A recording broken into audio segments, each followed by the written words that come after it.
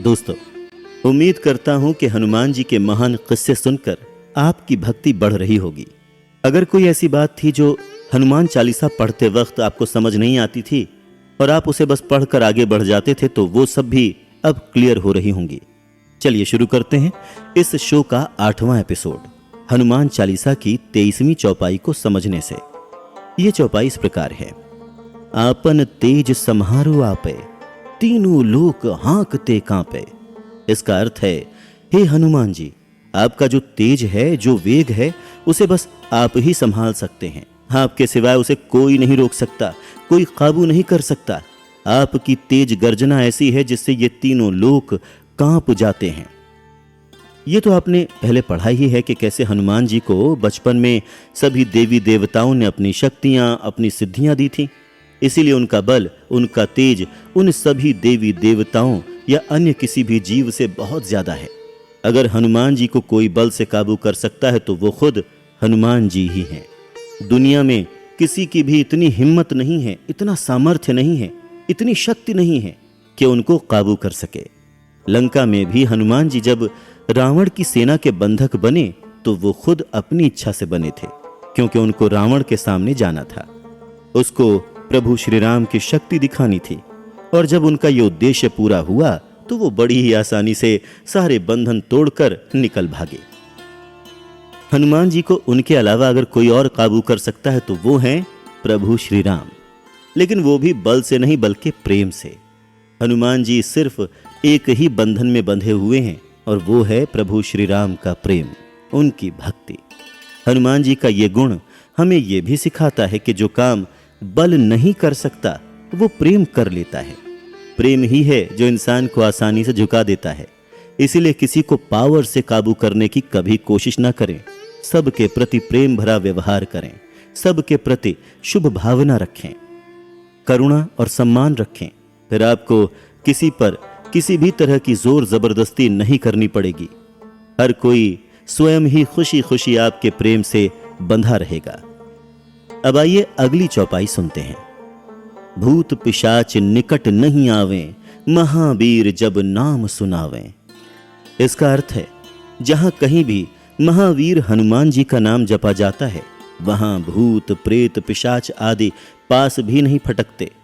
दोस्तों, आपने भी कभी ना कभी किसी सुनसान राह से गुजरते हुए किसी अनजानी शक्ति का डर महसूस होने पर ये चौपाई जरूर गुनगुनाई होगी और अपने डर को काबू किया होगा। दरअसल हनुमान जी को प्रेत बाधा से मुक्ति देने वाला देव कहा जाता है। हमारे देश में ऐसे बहुत से हनुमान जी के सिद्ध मंदिर हैं जहां पर प्रेत बाधा से मुक्ति दिलाई जाती है। वैसे भी हनुमान जी के तो नाम का ही ऐसा प्रताप है जिसको जपने मात्र से इंसान की हर तरह की नेगेटिविटी, उसका डर, निराशा सब दूर हो जाते हैं और खुद को वो सुरक्षित महसूस करता है। उसे ये विश्वास हो जाता है कि हनुमान जी की शक्ति मेरे साथ है, अब कोई भी बुरी शक्ति मेरा कुछ बिगाड़ नहीं सकती। बस ये विचार ही उसको बहुत मानसिक बल दे देता है और वो अपने हर तरह के डर पर काबू पा लेता है। दूसरी बात, जो इंसान हनुमान जी की भक्ति करता है वो अपने भाव, विचार, आचार, व्यवहार से इतना शुद्ध रहता है कि उनके पास वैसे ही कोई नेगेटिव शक्ति नहीं फटकती। इसीलिए भी वो हर तरह की बुरी शक्तियों, बुरे प्रभावों से दूर रहता है। अब हनुमान चालीसा की 25वीं और 26वीं चौपाई को समझते हैं, जो कि इस प्रकार है। नासै रोग हरै सब पीरा, जपत निरंतर हनुमत बीरा। संकट ते हनुमान छुड़ावें, मन क्रम बचन ध्यान जो लावें। इसका अर्थ है, हे हनुमान जी, जो भी आपका रेगुलरली यानी कि हर दिन जाप करता है उसके हर तरह के सारे रोग चले जाते हैं। मानसिक हो या शारीरिक, सारी पीड़ाएं मिट जाती हैं। हे हनुमान जी, जो अपने मन से, कर्म से, वाणी से आपका निरंतर जाप करते हैं, आपका ध्यान करते हैं, आप उनको सारे संकटों से, सारे कष्टों से मुक्त कर देते हैं। दोस्तों, एक बात जो हम सभी को बहुत अच्छे से समझ लेनी चाहिए वो ये कि हमारे जीवन में जितनी भी प्रॉब्लम्स हमें महसूस होती हैं या हमें जो भी फिजिकल या मेंटल प्रॉब्लम होती है, उनकी असली जड़ हमारे मन के अंदर ही होती है। अब ये बात तो साइंस भी मानता है कि हम जैसा सोचते हैं, जैसा समझते हैं, उसका अच्छा या बुरा प्रभाव हमारे शरीर पर ही पड़ता है और हमारे जीवन पर भी पड़ता है। उदाहरण के लिए, अगर आप हर वक्त यही सोचते रहेंगे कि आपका समय अच्छा नहीं चल रहा, आपके साथ हमेशा बुरा ही होता है, कोई भी आपका दोस्त नहीं है, कोई वेल विशर नहीं है, आपको कोई ना कोई बीमारी घेरे रहती है, तो यकीन मानिए कुछ समय के बाद ये सब न होते हुए भी सच में होता हुआ नजर आएगा। मानसिक तनाव, गलत सोच अच्छे खासे हेल्दी इंसान को भी बीमार बना देती है। इसीलिए कहते हैं कि अपनी सोच सही रखें, पॉजिटिव रखें। और अपनी सोच को सही और पॉजिटिव रखने का सबसे अच्छा तरीका है अपने चंचल मन को भक्ति में लगाना। और अगर भक्ति भी हनुमान जी की हो तो फिर तो सोने पे सुहागा। जब आप इस विश्वास के साथ हनुमान जी की भक्ति करते हैं या हनुमान चालीसा पढ़ते हैं कि अब वो आपके सारे संकट, सारी पीड़ा दूर कर देंगे, जो भी आपके जीवन की सही जरूरतें हैं उनका ध्यान रखेंगे, तो एक तरह से आप अपना सारा भार, सारी चिंता हनुमान जी को समर्पित कर देते हैं और बेफिक्र हो जाते हैं। हनुमान जी की कृपा और ये बेफिक्री ही धीरे धीरे आपके जीवन में वो सब लाती है जो आपको चाहिए, जैसे कि सुख, खुशी, स्वास्थ्य, शांति, अच्छे गुण, अच्छी आदतें। हाँ, अगर आप ये चाहेंगे कि आपके पास आपके पड़ोसी से ज्यादा धन आ जाए, ज्यादा बड़ा घर आ जाए, हनुमान जी आपको दुनिया का सबसे अमीर आदमी बना दें, तो ऐसा नहीं होगा। फिर ये भक्ति नहीं, व्यापार हुआ। और हनुमान जी व्यापार नहीं करते। सच्चे मन से भक्ति करें, अच्छे कर्म करें, बाकी सब हनुमान जी देख लेंगे। चलिए अब हनुमान चालीसा की अगली 2 चौपाइयां सुनते हैं, जो कि इस प्रकार हैं।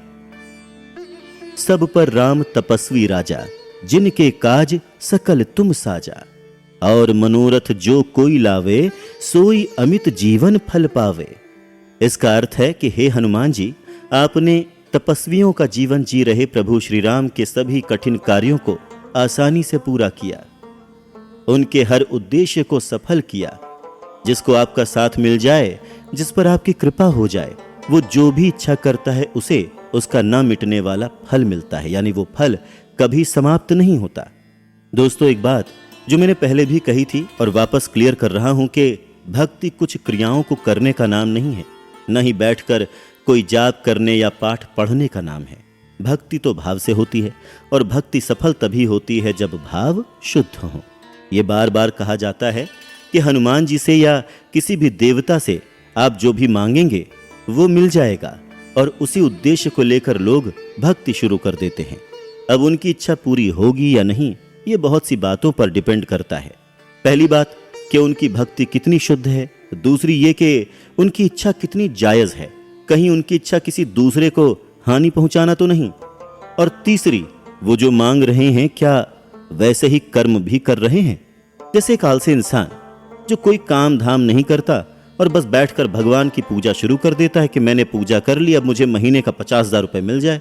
तो अब आप ही बताइए कि क्या उसकी ये इच्छा पूरी होने के लायक है? ईश्वर इसे पूरा करेंगे? नहीं, वो यही बोलेंगे, जाओ पहले उठकर कुछ काम धंधा करो भाई, आगे की तब देखेंगे। अगर हम सच्ची भक्ति करते हैं तो हमारी इच्छाएं भी शुद्ध हो जाती हैं। हम सिर्फ अपने लिए नहीं बल्कि सबके लिए मंगल कामना करते हैं, सबके लिए अच्छा सोचते हैं। तो अगर भक्ति क्रिया के साथ भाव, सोच, वाणी और कर्म में उतरती है तो वो जरूर फल देती है। जो भी आप डिजर्व करते हैं वो आपको जरूर मिलता है। इसी विश्वास से आप भक्ति करें।